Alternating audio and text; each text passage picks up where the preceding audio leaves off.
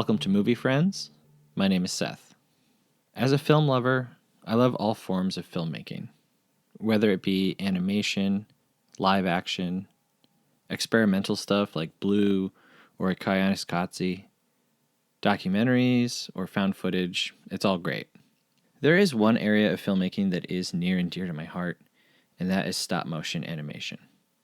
If we go all the way back to like the pre-film era, giving motion to the motionless through tricks of the eye have captivated humans for close to 200 years now. Michelle and I recently sat down with Harry Walton, a film animator and craftsman that spent decades in Hollywood working on iconic material that includes Honey, I Shrunk the Kids, the Robocop series, The Nightmare Before Christmas, and he even had a small hand in helping launch the career of John Carpenter with his debut feature, Dark Star. Michelle joined me for this interview, and we tried to contain our excitement over speaking with the man that animated the Pillsbury Doughboy, and hopefully we succeeded. 2 quick notes. 1, this wouldn't have happened without friend of the show, Matt, so thank you very much, Matt. And 2, during the recording, you can hear the creak of a chair sometimes, but it's cool. Here's our interview with Harry Walton. We hope you enjoy it.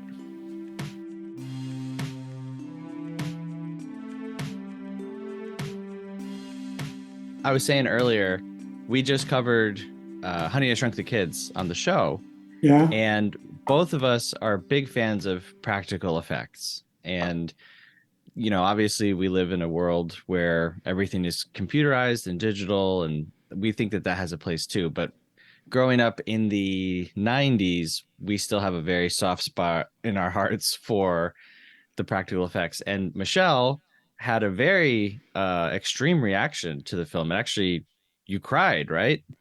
I did. Yeah. Watching as a kid, it was just like the idea of being shrunken down and getting to explore the outdoors seemed really fun. And then watching it as an adult, I was so stressed out. And in particular, the Auntie and Scorpion scene, I was just in tears watching it. Really? It really broke my heart so much. And it was scary. And then we learned that you worked on that scene. And so we would love to hear more about your experience working on that. Yeah, sure. Well, it was a fun job. That was at Tippet Studio, who was an old friend of mine going back to like 1969. And Phil Tippet started Tippet Studios. And that was one of his, it was probably like his second or third job at his studio.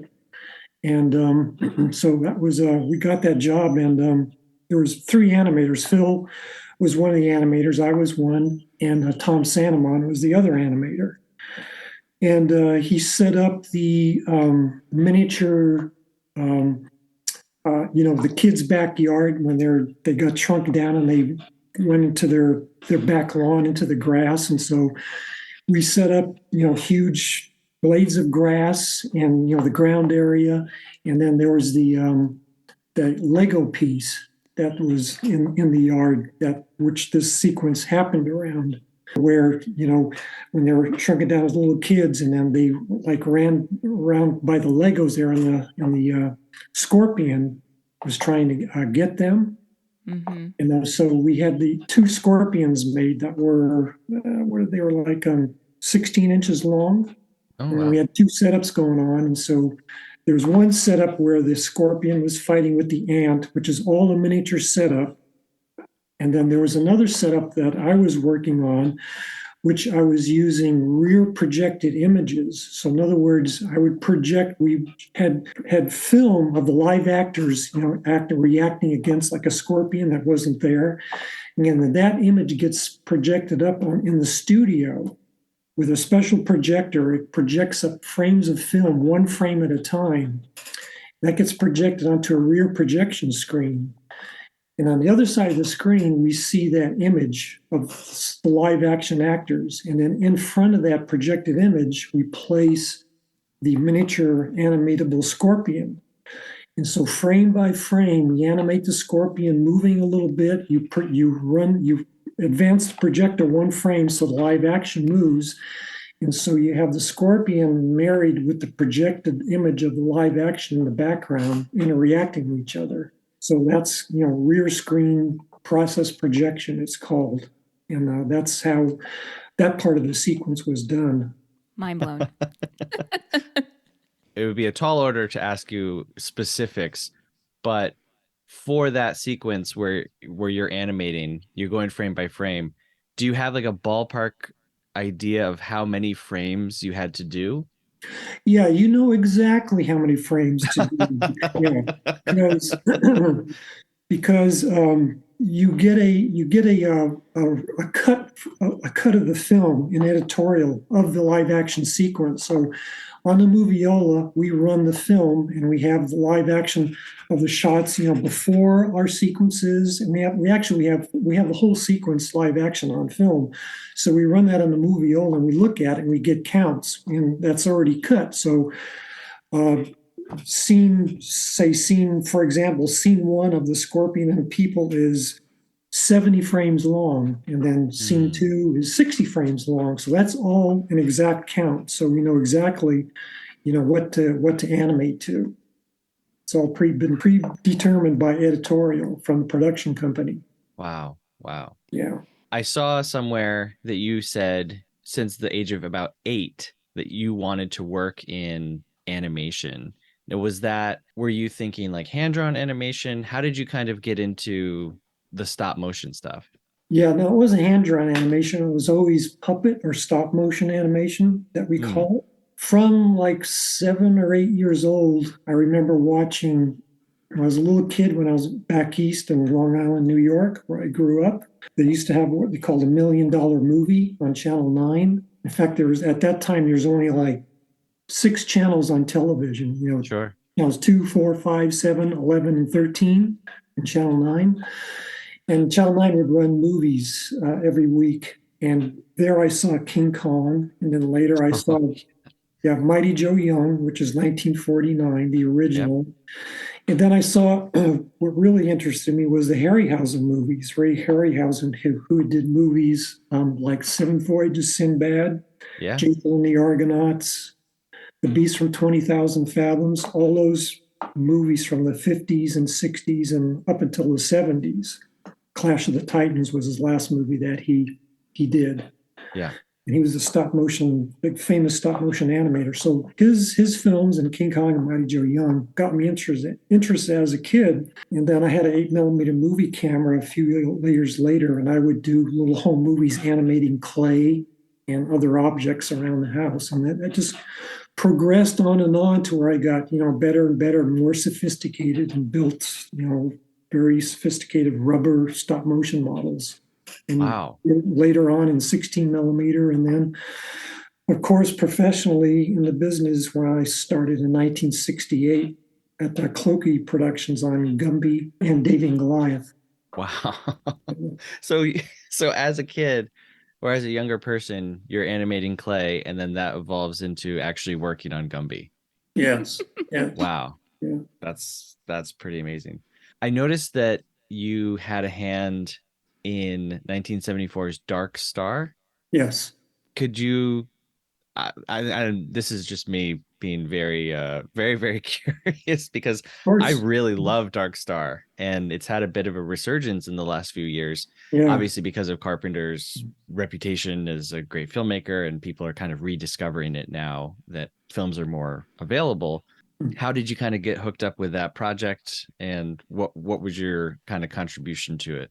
Yeah, there was a miniature builder named Greg Jean, who was a friend of mine. And at the time, he was working on a movie, excuse the title, Flesh Gordon. Porn version of Flash Gordon. Sure, yeah. I didn't work on that. Yeah. A bunch of my friends were working on that, and he was busy. And this job came to him by Dan O'Bannon, who was the main star and the writer of Dark Star. Yeah. So this job came to Greg Jean, and Greg was busy on Flesh Gordon. So he gave me a call, and I came into the studio, And he asked if I was available and I could make this miniature spaceman. I said, yeah, sure, I can do that. So he gave me some photographs of what the spaceman suit would look like. And what I did is I built the miniature spaceman, which was about 12 inches high.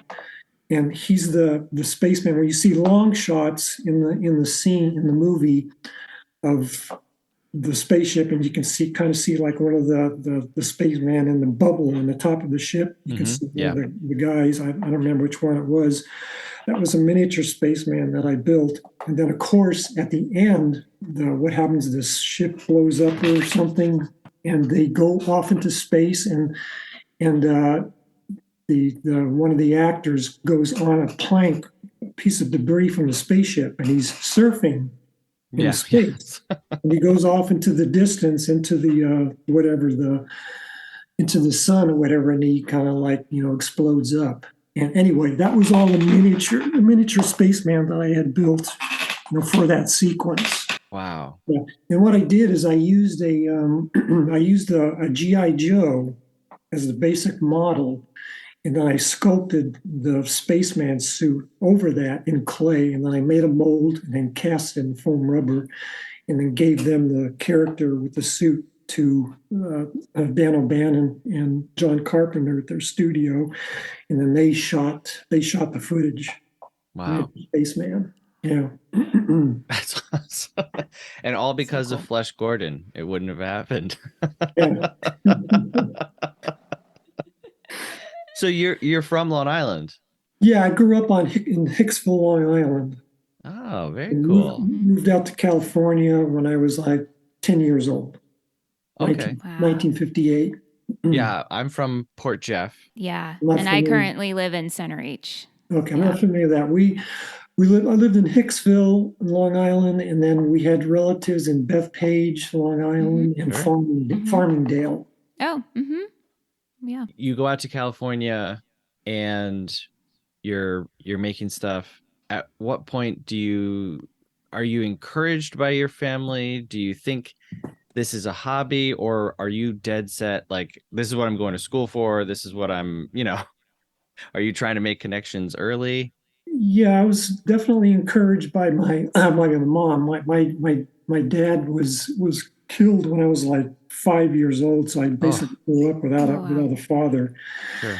And so my mom, knew she saw that I was interested in it. I started out with a still camera, a little brownie still camera, and on weekends I would shoot. I'd start out doing makeup. I would make up the kids, my friends in the neighborhood. I'd make them up as monsters, and then we'd go shoot pictures of them. Oh my gosh! And I was Frankenstein and Dracula. And then when I got the 8mm movie camera, we'd do little movies with the monsters. When we come up with little stories, and go out in the field across the street and shoot the kids, acting and everything. And so I'd put all these films together, and so I would do all these experiments, and I would basically, then got into animation. I would do animation and start to, there was a magazine that came out in 1958 called Famous Monsters of Filmland. The first magazine of its kind where they showed behind the scenes pictures of all the horror movies and science fiction movies. And they said how things were done. So I would read that magazine. And I picked up a lot of little bits and pieces about how to do certain kinds of special effects in animation. So I was doing all this, reading the magazines and doing all the experiments on 8mm, then eventually 16mm. And then when I had my little sample movies, that's when I took it to Clokey Films and showed them my movies. And then I was hired, 2 years out of high school. Wow. Oh my God. Wow. I was finishing up college at Pasadena City College at the same time, and then I got the Clokey job. Wow. What were you going to school for? Well, I originally took art, like you think I would, but art then in 1966, 67, 68 was really weird. It was, it was the psychedelic stuff. What you did in class was you put some paint on a brush, wet paint on a brush, and then you flick it like that on the canvas on a piece of paper, and you fold it in half, and then open it up, and you get this weird looking pattern. I mean, that was art then, in the late '60s, which I didn't like. So Yeah. So in my second year in Pasadena City College, I took sign art, which was a more fine, exacting, where you used a brush and I painted signs, and it was really a good, really a good experience because it taught me how to, work with paint and how to control a brush, which later in my in my career came in handy when I did matte paintings. Yeah, fascinated by the whole idea of matte painting because I was saying to Seth off mic how I can understand like working with a puppet and stop motion animation, but then to have the artistic ability to do matte painting it's amazing. Yeah, I didn't do one thing. I did probably like 10 or 12 different things in the industry. I did the stop motion animation. I built the characters. I made the armatures. I did the lighting of the sets. I had an optical printer where I did optical printing, compositing, images together, an optical printer, and made miniatures and went out and shot the plates and did like a dozen different things. So was that, I mean, it doesn't sound typical to me at all to do that many things. Not nowadays, it isn't. Yeah. Back then was that kind of. Nowadays, you do, especially in computer graphics world, you basically do one thing. You're an animator, or you're a compositor, or you go out and you're a cinematographer, but you're more pigeonholed. Right. Yeah. Right. So was that normal back then? Where I came from is it's practical effects. Yeah. It's non-digital. And I eventually got into digital, but the non-digital stuff is just so totally different than the digital stuff today and how you do things. Right. You had to be more of a craftsperson. Yeah. Yeah. Michelle took note, some of the places that we had found some quotes from you online.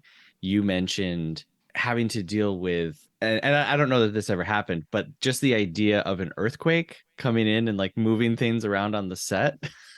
And the importance of screen grabbers or frame grabbers. And so can you talk a little bit more about that? Was there ever an incident where an earthquake occurred or you had to recreate a set you were working on? Yeah, you're referring to The Nightmare Before Christmas. Yes. And that was animation of that was done in San Francisco. And San Francisco, as you know, is prone to earthquakes and tremors. And so while we were working on that show, we had a couple of earthquakes on that show.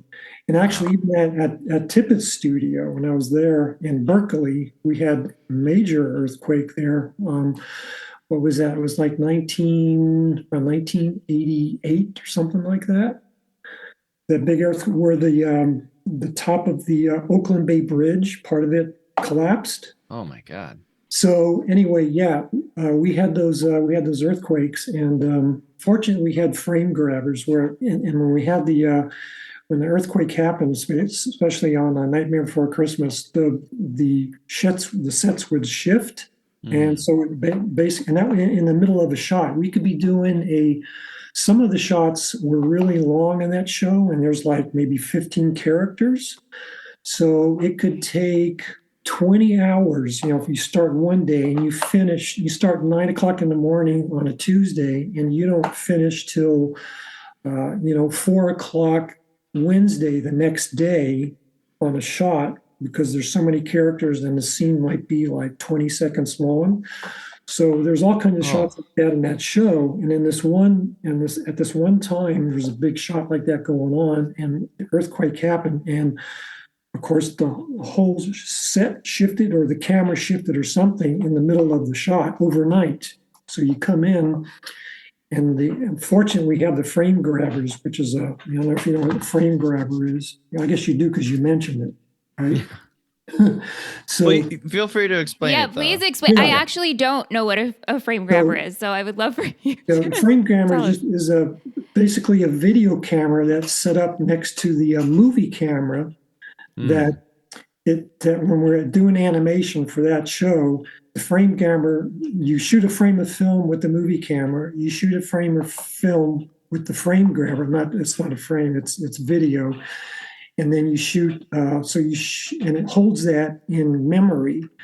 And then when you shoot the second frame, you can shoot another frame with the camera and another frame, video frame with the video frame grabber.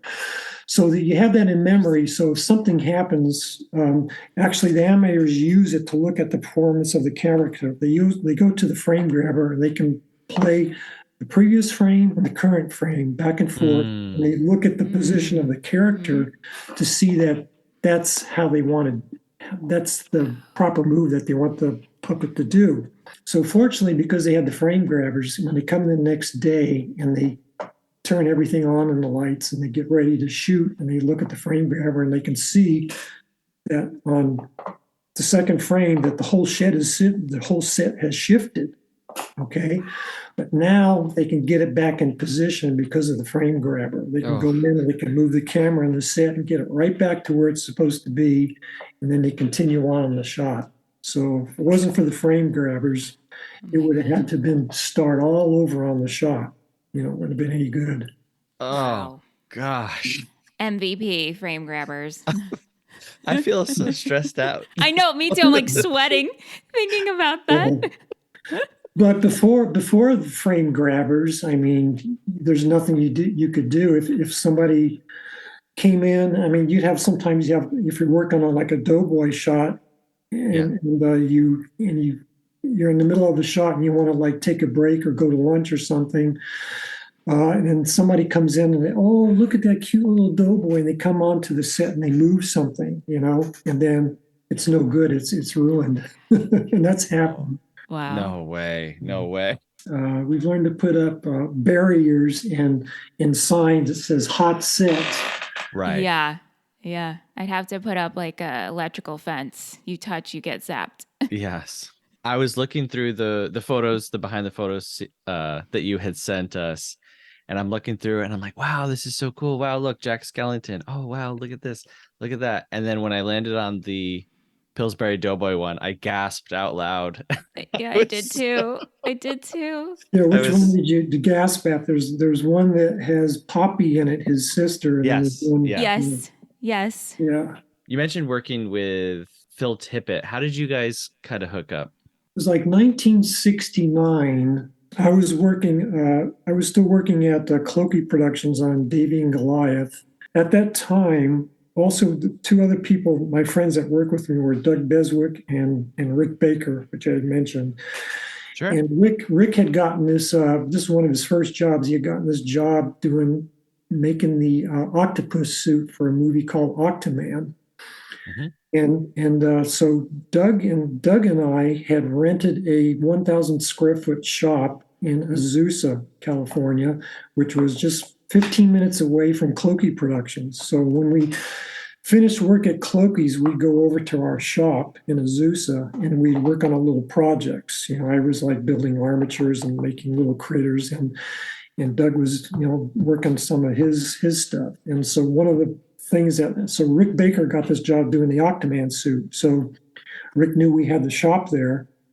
So we let Rick use the shop space to build the Octoman suit. So I helped Doug and Rick on that project building the Octoman suit.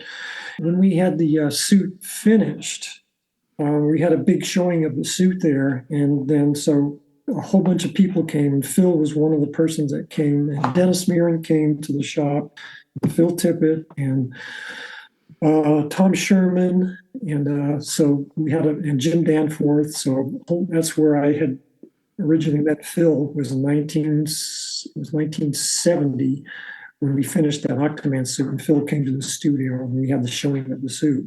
So another film that we just covered that I saw you have a credit on is Who Framed Roger Rabbit? Yes. Your credit for this one is a little different. What was your kind of hand in that one?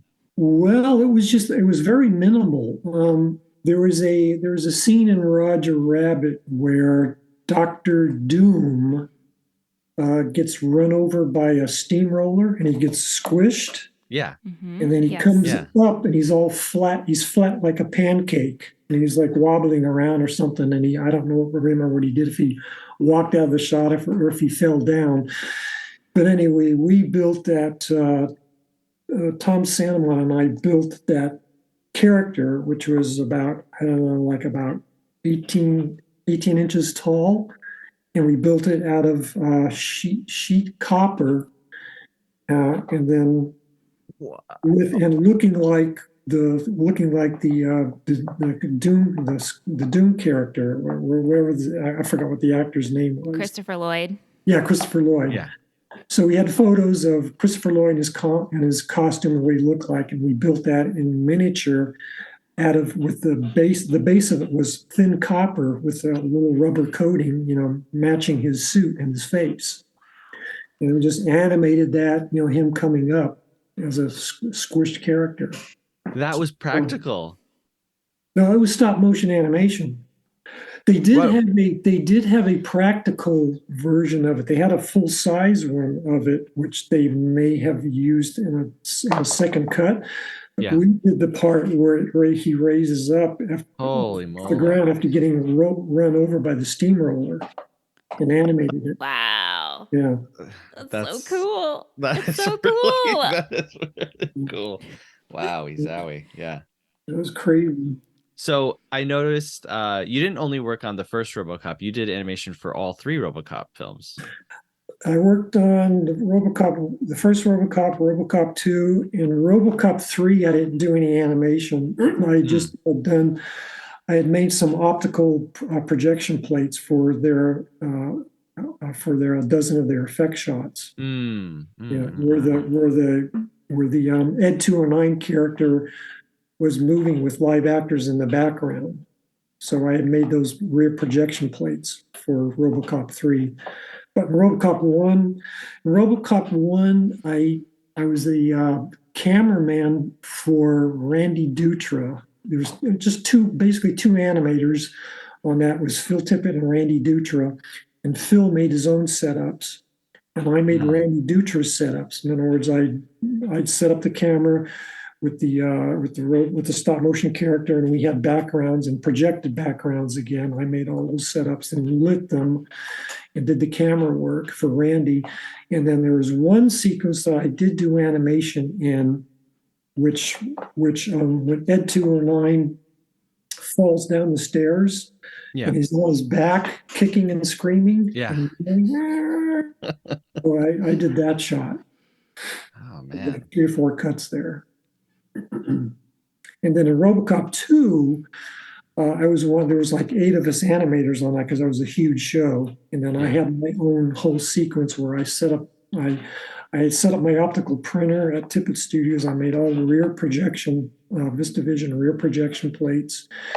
And I did all my own setups. I did all my own lighting and camera work and animation. Wow. So I did, basically 1/8 of the shots. Wow. Yeah. Doing the whole process yourself, how long are we talking here for all of your shots? How what? How long? Like days? Well, let's see. Some of the shots were fairly quick to do. It could take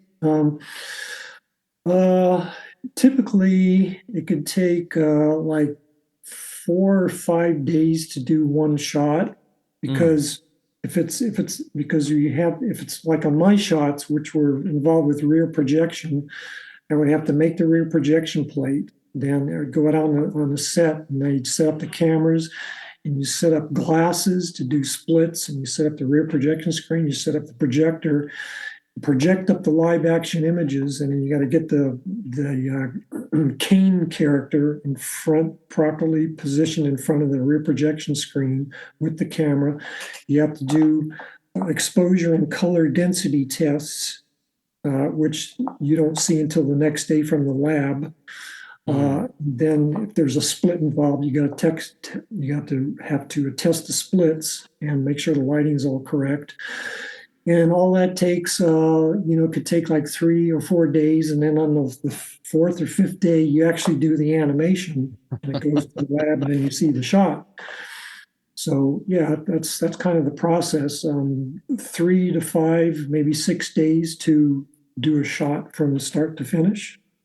Wow. Wow. So I wanted to ask you about how, filmmaking has primarily moved towards computer animation and CGI shots and stuff like that.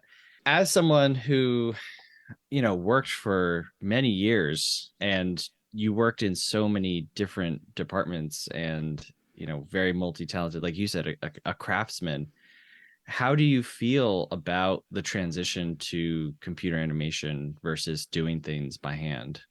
I always had mixed feelings about it. I mean, I don't really poo-poo it because it kept me busy. I mean, there were when that transition happened, there was very few jobs where you could do traditional animation. It was just transitioning to doing everything in the computer. So, I was basically forced to do that. But that was not my love. My love was the traditional way because that's how I grew up, and that's what it got me into the business. It certainly opened up, employment opportunities for a lot more people in the industry because everybody was learning how to work on computers, and they could get into this very easily because it was all computer related, and they could, jump right into it and do the work. And so that did create a lot more jobs and kept people busy. So that part of it was good.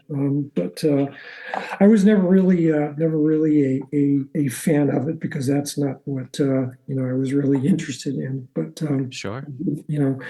Eventually have to work into it and do it. A lot of the still a lot of the techniques and of animation of puppet animation and I did still applied to computer animation because there are still things that are basic to both that applies, like timings and how you stage a character to the camera and how you make an action sell, how you make an action read better to the audience by how it plays to camera. So a lot of those techniques from the old ways to the new ways still applied.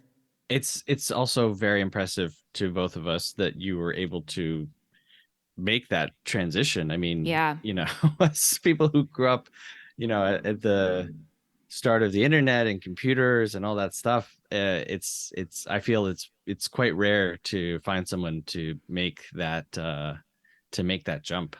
Yeah, it depends on, to me, it kind of depended on how old you were, because like the people that were older than me, like say Jim Danforth in the industry, they didn't make the transition. It was just too foreign to them.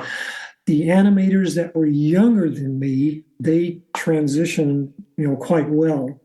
And I was kind of in the middle. I transitioned okay, but I didn't enjoy it like the old stuff. Sure. Is there a favorite project of yours that you've worked on? Movie wise, I'd probably say RoboCop 2. Wow. I really enjoyed that project, and there's a lot of high end stuff that we did and a lot of good animation. So I kind of like that. As if you're talking about commercials, I'd probably say the Pillsbury Doughboy. Probably done at least a couple hundred Doughboy commercials, over a. Oh my gosh! Well, it's over like a 15-year period. I started the Doughboys at Excelsior like in 1970, and then I went to Cascade and did Doughboys there for 2 years, and then went back to Excelsior again after that and worked on some Doughboys for another 4 years, and then after that was Coast Effects, which did a bunch of Doughboys there. So yeah, there was a lot of Doughboy history. Wow. So the Doughboy followed all through the different companies. Yeah. They just kept coming to you. Yeah. Well, the Doughboy originated at Cascade Pictures. Yeah. And Cascade, they designed and they first built the Doughboy there, basically Jim Danforth. And then the ad agencies, after a while, they did not like the monopoly that Cascade had. So that's when some of the Doughboys went to Excelsior, which I was at, and then eventually other places, Post-Fix, like I mentioned. So, yeah, they broke Wow. up the monopoly. Wow. Yeah. About when was the last time that you worked on the Doughboy stuff? Last Doughboys I did were at Coast Effects, which was 1985 was the last Doughboy I did. 85. Yeah. Wow. So again, those went from 1970 to 1985, on and off. Yeah, it Wow. wasn't full-time Doughboy No. for 15. No. That'd be a little boring. Sure. Yeah. Okay. Yeah. Dote out. We have a question from one of our patrons.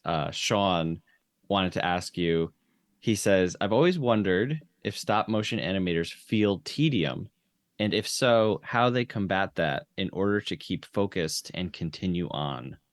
You know, I've never felt that. I guess because this is what I always wanted to do. I really love the idea of stop motion animation. To me, when I was doing stop motion animation, it was like second nature. Like I would, as soon as I mean, you get, you know exactly like what the character has to do. You have a script and you have storyboards, and you often have, like in the case of the Doughboy, you have live action that the Doughboy is going to work with, and then they have recorded dialogue.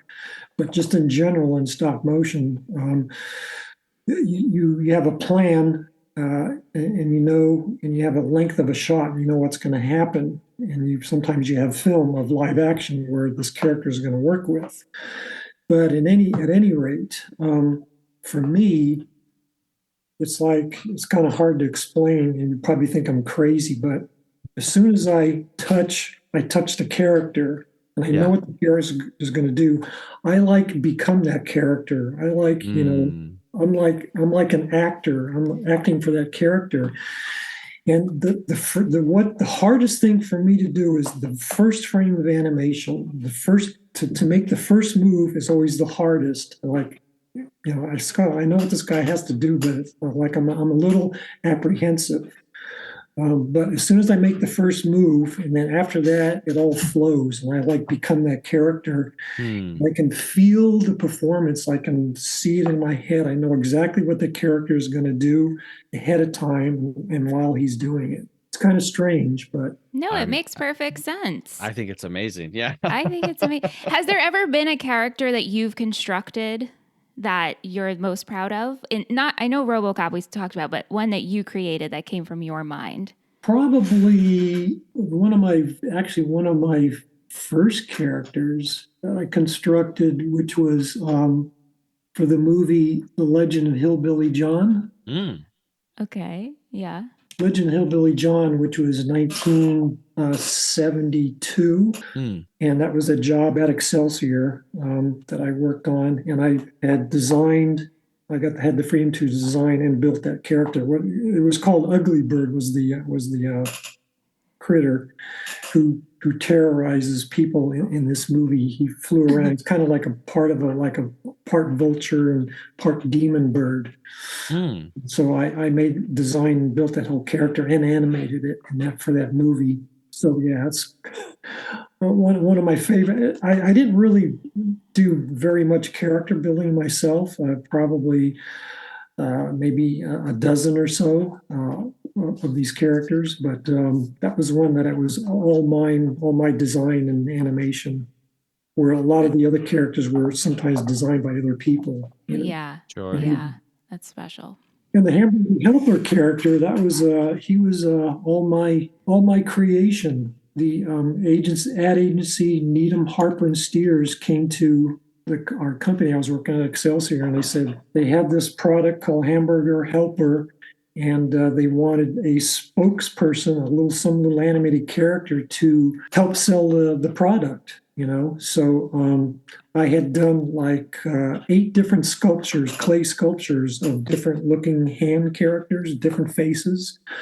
And anyway, the one, of course, they picked is the one that you see in the commercials. You see, my gosh. I sent a photo to you of me animating. Yes, I loved that photo. Yeah, that's the very first commercial of the Hamburger Helper.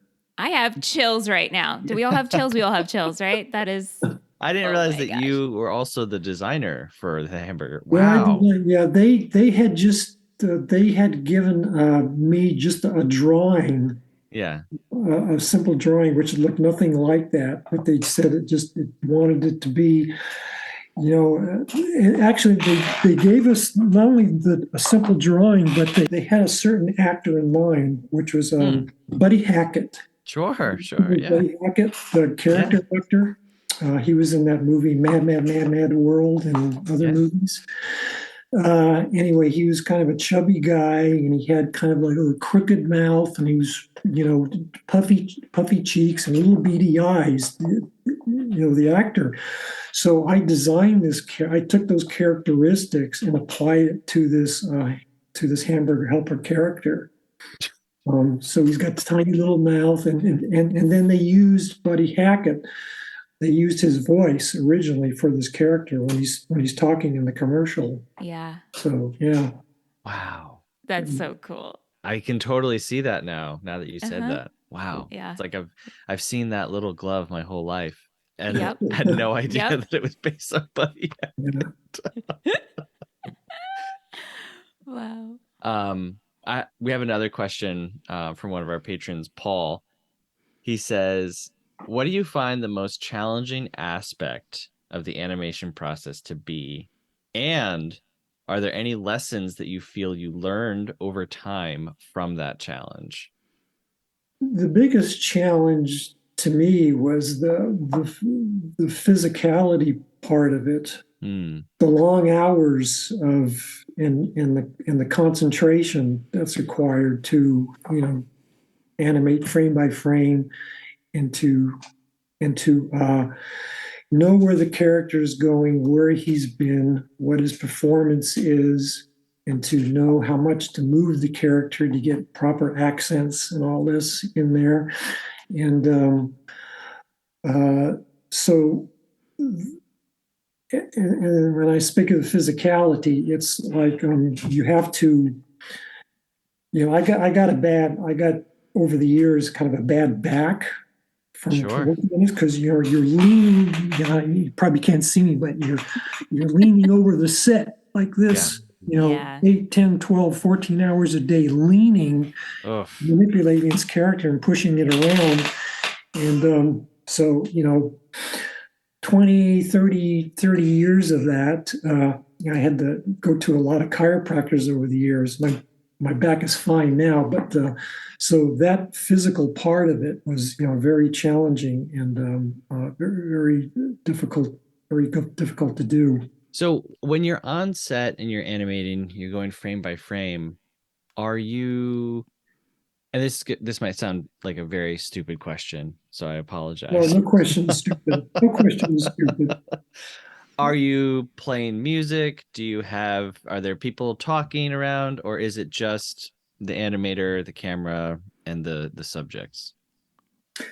Actually, I used to play music in the earlier days. I would have my headphones on, and we all did. Phil did. He had his headphones on, and those are the days when they had the little Walkmans. Yeah. Mm-hmm. So I had a little Walkman in my pocket and the headphones, and I would play usually Bernard Herrmann music or music from Ray Harryhausen movies or movie music. Wow. I'd like to play, so no rock and roll stuff or anything like that, but just nice, movie theme music. So that's kind of would help the time go by while you're animating. So, but yeah. And later on, though, like at Skellington Productions on Nightmare Before Christmas, we're animating, like 15 characters. And it takes a lot of concentration. I wasn't playing music then. Yeah. Plus I was a little older, so. Sure. Yeah. So Yeah. if you're animating that many different characters, is one person making all of the movements? Do you have multiple people going at a Well, time? that one scene, did I put a picture in there for that?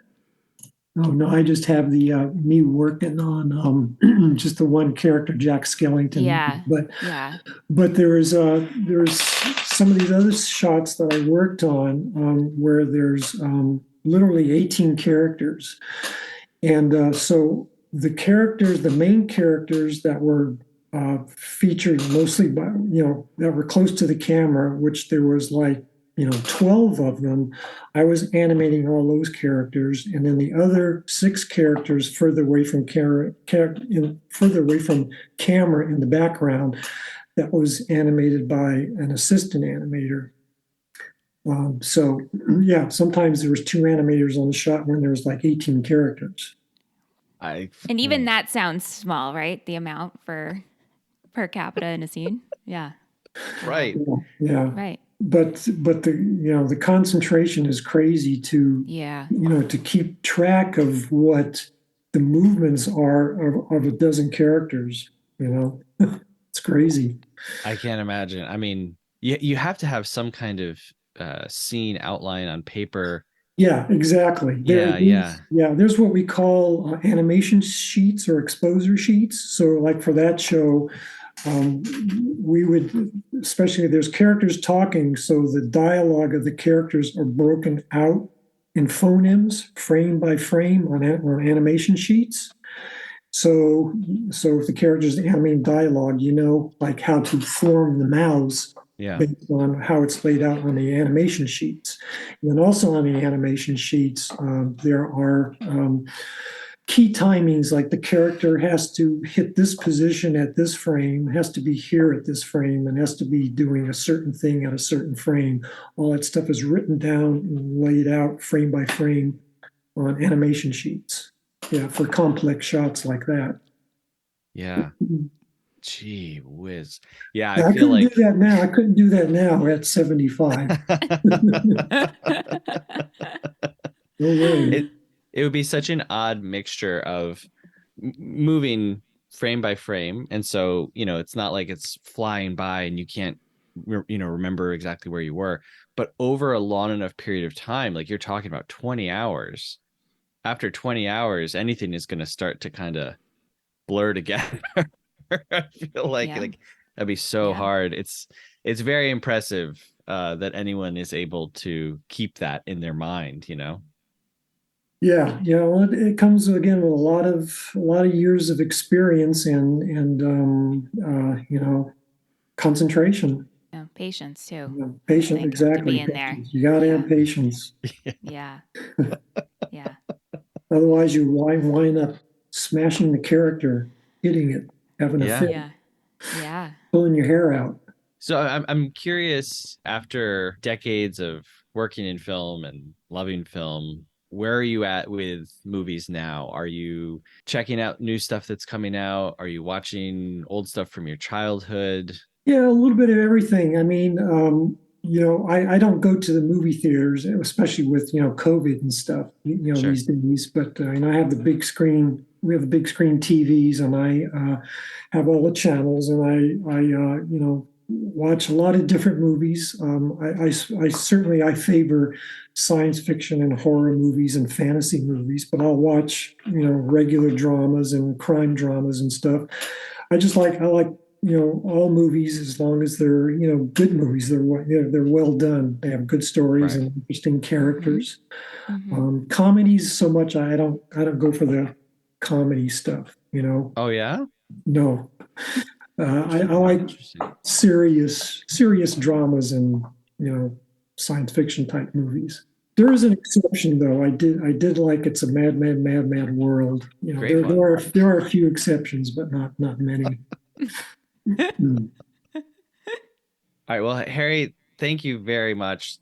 Genuinely, this has been like the highlight of my week, maybe my month. I don't know. My year. This is so cool. Thank you so much.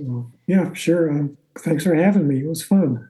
Yeah, I'm gonna watch Nightmare Before Christmas with a whole new lens now. I know. Yeah. And everything. Yeah. Good. Thanks again to Harry. Thanks to Matt for setting us up with him. And thank you for listening. Films are made by many, many, many different hands. And we hope that by listening to this, you remember that and maybe view some of these moments differently and with a new appreciation for all the time, work, and love that went into it. Next time you watch Honey, I Shrunk the Kids, just imagine Harry Walton moving the scorpion a single frame at a time, listening to the great soundtracks of yesteryear and loving every moment. Thanks for listening. Have a good one.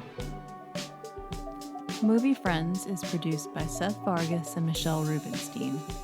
Music by Anthony Vicora. If you like the show, please subscribe and give us a rating. It really helps us find new friends. Thanks!